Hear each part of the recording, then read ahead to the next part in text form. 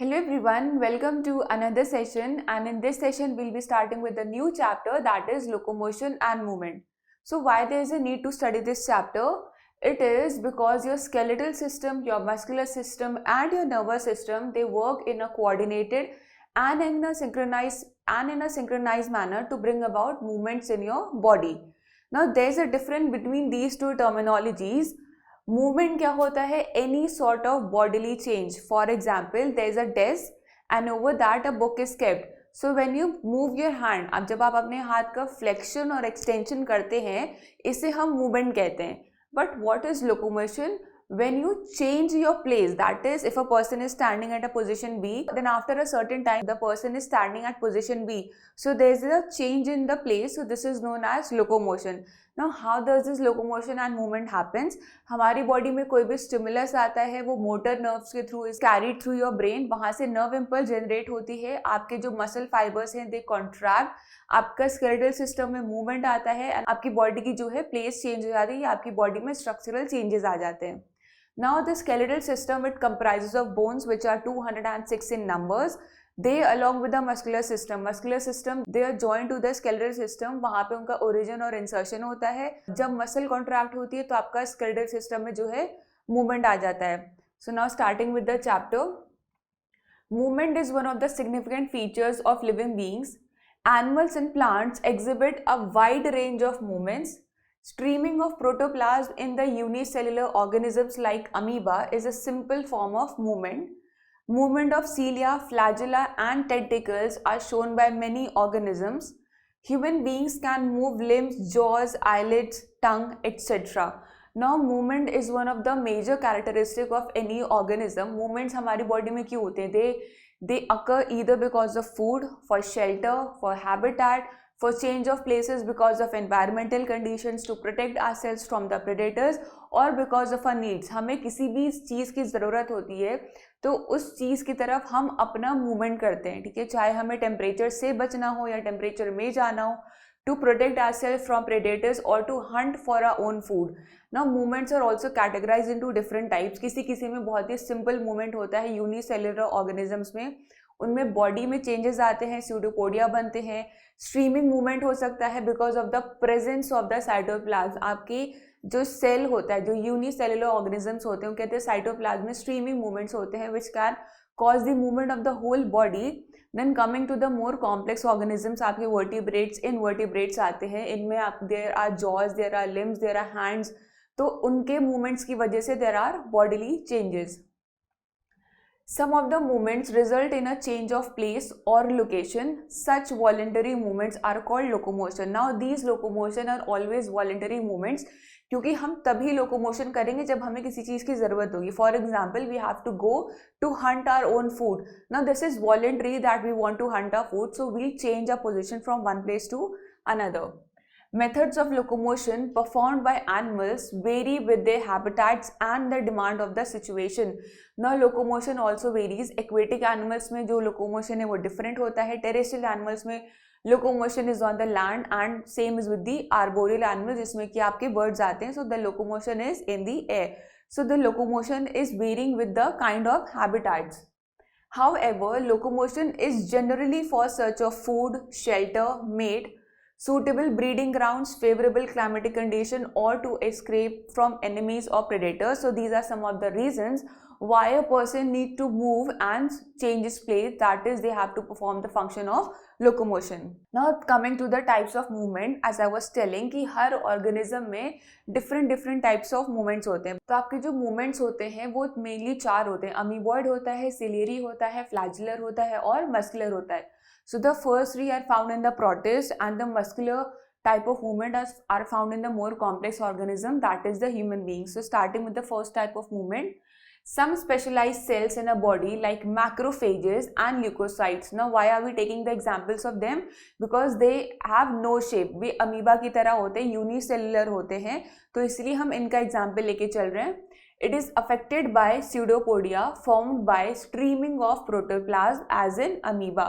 Now what as I was telling, pseudopodia form होते हैं और किसकी वजह से? Streaming of the protoplasm. Now this happens in amoeba. तो जो मैक्रोफेजेस और ल्यूकोसाइट्स होते हैं इनका शेप भी अमीबा की तरह होता है. Cytoskeletal elements like microfilaments are also involved in amoeboid movement. See now this is the structure. ये अमीबा है, इट हैज नो शेप. यहाँ पे इसका प्रोटोप्लाज्म होता है. अब ये प्रोटोप्लाज्म में जो स्ट्रीमिंग मूवमेंट होगा, स्ट्रीमिंग मूवमेंट क्यों कह रहे हैं? क्योंकि लिक्विड कंटेंट है, उसमें स्ट्रीम्स बनते हैं व्हेन देयर आर करंट्स. तो प्रोटोप्लाज्म का मूवमेंट हुआ और जिस तरफ प्रोटोप्लाज्म ज्यादा होता है वहां पे जो है उसके स्यूडोपोडिया बन जाते हैं. स्यूडोपोडिया मतलब pseudo means false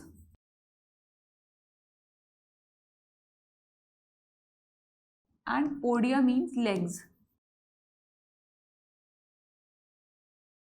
So there are false legs that are formed because of the movement of protoplasm. तो यहाँ पे सूडोपोडिया बन गए, उसका मूवमेंट हो गया. देन अगेन आपका अमीबा इसी तरह से मूवमेंट करता है, चाहे उसको फूड के लिए जाना हो, चाहे उसको एक्सक्रीशन करना हो, चाहे उसको अपनी जगह चेंज करनी हो. वो क्या करता है, उस हैबिटेट या उस एनवायरनमेंट की तरफ या उस फूड कंडीशन की तरफ it streams its protoplasm, it forms a pseudopodia and movements occur in the amoeba or the amoeboid like cells. So this is the simplest form of movement that can happen in any organism. So after amoeboid movement, moving on to the ciliary movement. As you must have seen कि cilia क्या होते हैं? There are very minute microfibrils type of projection which occur on all the surface of the unicellular organism. और यहाँ पे हम example लेके चलेंगे paramecium का. Ciliary movement occurs in most of our internal tubular organs which are lined by ciliated epithelium. The coordinated movements of cilia in the trachea helps us in removing dust particles and some of the foreign substances inhaled along with the atmospheric pressure. Now ciliary movements कहाँ पे होते हैं? In our internal tubular organs as well as in some unicellular organisms such as paramecium. So internal tubular organs कौन कौन से हो गए? एक तो हमने बात कर दी ट्रैकिया की, दूसरा आपका इंटेस्टाइन्स में भी होता है जहाँ पे आपके विलाय होते हैं which are the micro projections. Now what does the cilia do? ये cilia hair like structures होते हैं, तो ये मूवमेंट करते हैं in one direction. ठीक है, बैक एंड फोर्थ जाते हैं तो ये एंटीरियर की तरफ मूवमेंट करते हैं. जैसे आप डायग्राम में देख सकते हैं कि ये जो पैरामीशियम है इसमें जो सीलिया है, ठीक है, अब उसको एंटीरियरली मूव करना है तो सीलिया क्या करते हैं, they first move distally then anteriorly, तो वो एंटीरियरली पुश करते हैं. Plus when the paramecium moves तो वो अपना लॉन्गिट्यूडनल एक्सिस के अकॉर्डिंग उसका डायरेक्शन भी चेंज होता है. Now passage of ova through the female reproductive tract is also facilitated by ciliary movement. Now why we are talking about all these kinds of movement which are brought about by the cilia? क्योंकि आपकी human body में भी ciliary movement होता है जहाँ पे stratified ciliated columnar epithelium होता है. Ciliated columnar epithelium मतलब आपके जो cells होते हैं उसके ऊपर projections होते हैं which are same as that of cilia. For example, in your nose and in your trachea. Nose और ट्रैकिया में क्यों होते हैं? The air which you inhale is composed of many dust particles along with the bacteria, plus the air which you inhale उसका temperature थोड़ा सा कम होता है as compare to your body temperature, तो उसको मॉइस्चन करना होता है and also to protect a body from the dust particles. तो ये सीलिया क्या करते हैं, ये मूवमेंट करते हैं back and fourth, they trap the particles और प्योरीफाइड एयर को आपकी बॉडी में भेजते हैं. Then coming to the movements of the ova in the fallopian tube. Now ova और the fallopian tube जो है एक ट्यूब लाइक स्ट्रक्चर है. ova is produced in the ovary, तो वो ट्रैवल कैसे करेगा, वो सीलिया के थ्रू ट्रैवल करता है. Cilia back and forth movement करते हैं and they push the ova into the uterus. So that is how the ciliary movement occurs, जिसमें कि it helps the organism to change the direction along its longitudinal axis. Movement of our limbs, jaws, tongue, etc. require muscular movement. Now this is the third type of movement जो कि human beings में होता है, which is the muscular movement. हमारे hands, हमारे feet, हमारी jaws, हमारा neck, your shoulders, your knee, everything performs a function of movement, and it is because of the skeletal as well as the muscular system when they work in an integrated manner. The contractile property of muscles are effectively used for locomotion and other movements by human beings and majority of multicellular organisms. Now why are we only focusing on the contractile movements of the muscles? See, if this is your hand, अब आपके हाथ में किसी भी तरह का stimulus आया, for example if you get a pinch from any pointed substance, so आपकी जो palm की muscles होंगी they contract, और जैसे ही muscle contract करती हैं it pulls your skeletal system. This is your relaxation, this is your contraction. So when there is a stimulus, आपकी muscles contract करती हैं and you close your hand. इसीलिए कहा जाता है कि किसी भी मसल की कॉन्ट्रैक्टाइल प्रॉपर्टी की वजह से ही आपकी बॉडी में मूवमेंट आता है, या फिर आपकी जब मसल्स कॉन्ट्रैक्ट करती हैं तभी आपकी बॉडी लोकोमोशन भी करती है। Locomotion requires a perfect coordinated activity of muscular, skeletal and neural systems. Why these three systems? Muscles contract करेंगी तो स्केलेटल या बोन स्ट्रक्चर में चेंज आएगा। अब ये कॉन्ट्रैक्ट और रिलैक्स कैसे करेंगे? जब आपकी बॉडी स्टिमुलस लेगी मोटर नर्व के थ्रू, वो ब्रेन में जाएगा, ब्रेन आपका जो है इम्पल्स जनरेट करेगा और आपकी बॉडी जो है रिस्पॉन्ड करेगी। तो जब तक आपका ब्रेन से सिग्नल नहीं आएगा रिस्पॉन्ड करने का, तब तक आपकी मसल और स्केलेटल सिस्टम में कोई भी मूवमेंट नहीं आएगा। सो that is what is said that all these three systems work in a very coordinated manner. After the muscular system, coming to the fourth type of movement system which is seen in the organism, that is the flagellar movements. Flagellar movements mainly होते हैं आपके Euglena में। Flagella क्या होते हैं? They are the thread-like structures which are present at the anterior end. These flagella help the euglena in the movement. कैसे? आपके flagella में ही मूवमेंट्स आते हैं, कॉन्ट्रैक्टाइल मूवमेंट्स आते हैं, लोकोमोटरी मूवमेंट आते हैं, और उसके बिहाफ पे ही आपका यूग्लिना मूव करता है। आपका फ्लैजिलम में मूवमेंट आया, सो ये Euglena changes its direction along it's longitudinal axis. But फिर आपके इसी फ्लैजिलम में चेंज आता है तो आपके यूग्लिना का डायरेक्शन ऑफ मूवमेंट भी चेंज हो जाता है। For example, it is moving horizontally, तो कॉन्ट्रैक्टाइल और रिलैक्सेशन प्रॉपर्टी से तो वो फॉरवर्ड तो जा ही रहा है, मगर वो डायरेक्शन भी चेंज कर सकता है। That is it can also travel from the horizontal to the vertical movements. Now coming to the muscles. Muscles are mainly responsible for bringing out locomotion and movement in your body. Why? Because muscle की ही contractile property की वजह से ही सारे changes हो रहे हैं। Now muscles form a major part of your body, that is they provide an outer protection to your bone structure. आपका जो bone structure है वो आपकी body की physique decide कर रहा है, और उन bones के ऊपर क्या आती है? मसल्स आती हैं। मसल्स में आपका बहुत सारे प्रोटीन्स होते हैं। Muscles require calcium, plus muscles also help your body to maintain a balance. Muscle is a specialised tissue of mesodermal origin. You have to remember कि मसल्स का ओरिजिन क्या है? They are of mesodermal origin. About 40 to 50% of the body weight of a human adult is contributed by muscles. 40 to 50% muscles का होता है, फिर उसके बाद स्केलेटल सिस्टम का वेटेज होता है, and then the remaining percentage is contributed by the organs of your body. They have special properties like excitability, contractility, extensibility and elasticity. Why excitability? कोई भी नर्व इम्पल्स आई तो आपकी मसल को क्या मिल गया? थ्रेशोल्ड मिल गया, तो आपकी मसल की नर्व इम्पल्स जो है जनरेट होगी. So now they are in their excited stage. Now when they will be in their excited stage, तो वहाँ पे कॉन्ट्रैक्शन शुरू हो जाएगा, क्योंकि अब हमें मूवमेंट करना है. आफ्टर कॉन्ट्रैक्शन हमारी मसल जो है एक्सटेंशन करने लगती है. एक्सटेंशन और फ्लेक्शन मूवमेंट्स होते हैं. And then after that elasticity, which is obviously a feature of the muscle, क्योंकि पहले वो कॉन्ट्रैक्ट हो रही है फिर रिलैक्स हो रही है. So these are the properties of the elasticity of muscles. Muscles have been classified using different criteria, namely location, appearance and nature of regulation of their activities. Now why are we focusing on muscles? क्योंकि जब तक आपकी muscles work नहीं करेंगी आपकी body में movement नहीं आएंगे. फॉर एग्जाम्पल, जैसे हम अपने हेड को पीछे की तरफ पुश करते हैं, when we laugh then we push our head backwards. तो ये बैकवर्ड्स कैसे जाता है? आपकी नेक में there is a muscle known as trapezius muscle. So that muscle along with your head, your neck and your collarbone, your shoulder, it brings about your movement.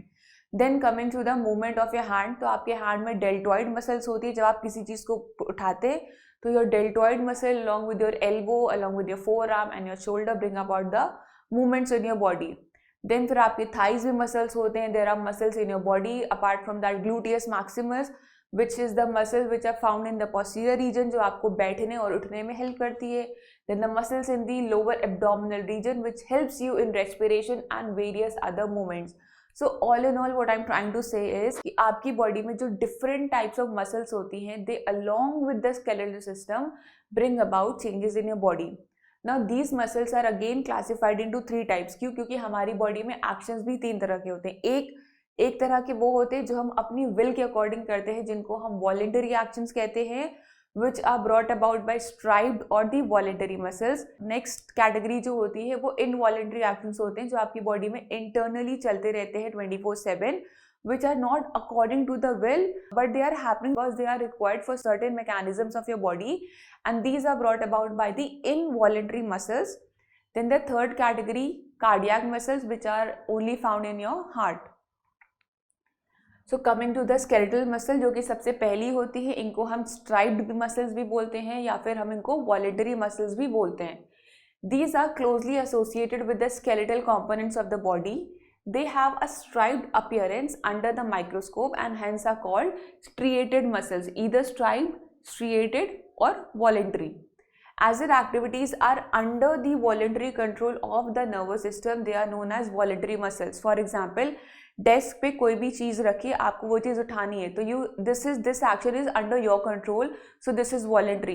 So the muscles involve in this type of movement will be called as the voluntary muscle. They primarily involve in locomotory actions and changes of body posture. For example, when you have to walk, when you have to sit, or when you have to lie down, then these voluntary muscles come into action. Then moving forward to the visceral muscles. Visceral muscles हम smooth muscles भी होती हैं, unstried भी होती हैं, या फिर हम इनको involuntary muscle भी कहते हैं. Now visceral word हम तब यूज करते हैं जब हम बॉडी के organ और organ system की बात करते हैं. For example, digestion, respiration, your excretion.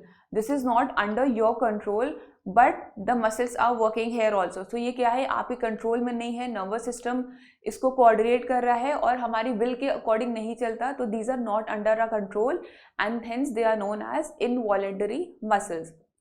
Visceral muscles are located in the inner walls of the hollow visceral organs of the body, like the alimentary canal, which is your digestive tract, reproductive tract. They do not exhibit any striations, that is they are not striped and are smooth in appearance, hence they are called smooth muscles या फिर non-striated muscles. Their activities are not under the voluntary control of the nervous system, मतलब कि कोई भी impulse नहीं चाहिए, कोई भी रिस्पॉन्स नहीं चाहिए, बस ये सर्केडियन रिदम के अकॉर्डिंग आपकी बॉडी में 24/7 मूवमेंट्स होते रहते हैं. They assist, for example, in the transportation of food to the digestive tract and gametes to the genital tract. So आपकी बॉडी में एक बार खाना गया, वो कैसे स्टमक में जा रहा है, कब डाइजेशन हो रहा है, कब वेस्ट प्रोडक्ट फॉर्म हो रहे हैं, कब आपकी बॉडी एक्सक्रीशन करी, so this is not under your control. तो यहाँ पे कौन सी मसल काम करती है, your smooth muscle comes into action. Then the coming to the last muscle जो कि होती है cardiac. As the name suggest, cardiac muscles are the muscles of the heart. Many cardiac muscles assemble in a branching pattern to form a cardiac muscles. Based on a appearance, cardiac muscles are also striated. They are striated, but they are not voluntary. वो cardiac या फिर वो heart के लिए responsible है, which is not under our control. They are involuntary in nature as the nervous system does not control their activities directly. Now these are some of the differences between all three types of muscles: the skeletal muscle, the visceral and the cardiac muscle. As you can see in the diagram, your skeletal muscles, इनको हम striated, striped या voluntary भी बोलते हैं, as they have light and dark bands. ये इन्हीं bands की वजह से हम इनको striated बोलते हैं. Light and dark bands का क्या significance होता है इसके motion में, that will be discussed in the later sessions. Called voluntary muscles as they move as per our will. Either we have to sit, we have to stand, we have to do extension, flexion, we have to open our hand or close our hand. Called skeletal muscles as attached to all bones and help in all sorts of movements of your body. That is, they are only involved with the locomotory movements. Unstriped होते हैं as they do not show light and dark bands. Called involuntary as they do not move as per our will. So then comes the cardiac muscles. ये striped होती है but इनका function जो है involuntary होता है. यहाँ पे आपका constant relaxation होता है और constant contraction होता है because your heart pumps the blood 24/7. So structure in between striated and non-striated fibers and are involuntary. These muscles show rhythmic contraction and relaxation throughout life and heart pumps the blood. इसीलिए ये हमेशा चलता रहता है contraction and relaxation and it is not under the nervous control और ना ही हमारी will के according होता है. Then जो आपके striated muscles होते हैं they are long and cylinder shaped, unbranched होते हैं, multinucleated. Fibers are arranged in form of bundles. They have dark and light bands. Location क्या होगी? Mostly your limbs, your arms and legs, your tongue, your jaw, your head, your shoulder, every other bodily structure which is involved in the locomotory movement. Working क्या होती है, contract quickly but can't remain contracted for a long, so gate fatigued और tired. हमने अभी बताया था कि आपकी जब भी बॉडी में मूवमेंट होता है तो योर मसल्स कॉन्ट्रैक्ट, तो ये कौन सी मसल्स आ गई, वॉलंटरी, लेकिन बहुत देर तक कॉन्ट्रैक्टेड नहीं रह सकते क्योंकि then it can lead to fatigueness. Fatigueness जब होती है तो आपकी मसल्स में अजीब सा स्ट्रेन होता है, पेन होने लगता है because of the absence of oxygen, so they can not remain in a contractile state for a longer period of time. Then coming to the involuntary, they are spindle shaped होती हैं, uninucleated होती हैं, they are smooth, they are unstriped, that is why they do not have any dark and light bands. Location क्या हो गई, your all the bodily structures जो कि internally present, your trachea, your lungs, your diaphragm, your alimentary tract, your excretory system का all the tract, your reproductive tract. तो example देखिए आप, iris, ureters, bronchi of lungs, alimentary canal, या फिर आपकी blood vessels. Working, contract slowly but can remain contracted for longer period of time. क्यों? क्योंकि आपकी ब्लड वेसल है वो कॉन्ट्रैक्ट करती हैं, ब्लड फ्लो होता रहता है उनसे, वेसो कंस्ट्रिक्शन होता है, देन सारा का सारा जब ब्लड फ्लो हो जाता है तो वापस से after a longer period of time your blood vessels dilate, so they can remain contracted for a longer period of time. Then coming to cardiac, short cylinder shaped होती हैं, branched, unicellular, they do not have dark and light bands but they have, मतलब very dark and light band, मतलब striped होते हैं but they lie between striped and unstriped. इनका functions involuntary होता है। Location क्या होगी, wall of the heart. Working, contract quickly and rhythmically, contraction and relaxation बहुत ही रिदमिक होता है, therefore they do not gate fatigue और tired. And by this we come to the end of this session. In this session we mainly studied the differences between the voluntary, involuntary and the cardiac muscles, how they help in, how they bring about movements in your body which are under your control, not under your control, and the rhythmic contractions of your body.